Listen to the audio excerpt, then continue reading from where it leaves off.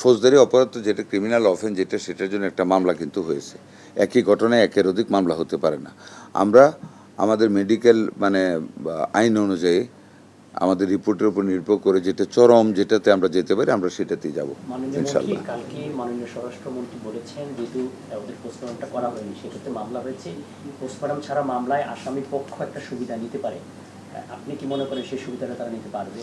একটা সুবিধা নিতে পারে আইনে, যদি পোস্টমর্টেম না হয় there is a chance of taking in opportunity while argument will be going on. But এক্ষেত্রে দেখেন it's a very highly sensitive issue. জাজ থেকে শুরু করে সবাই জানে, যদিও আবেগতাড়িত হয়ে জাজ সাহেবরা রায় দেবেন না, but it is the reality যে 6টা বেবি সম্পূর্ণ অবহেলার কারণে মারা গিয়েছে।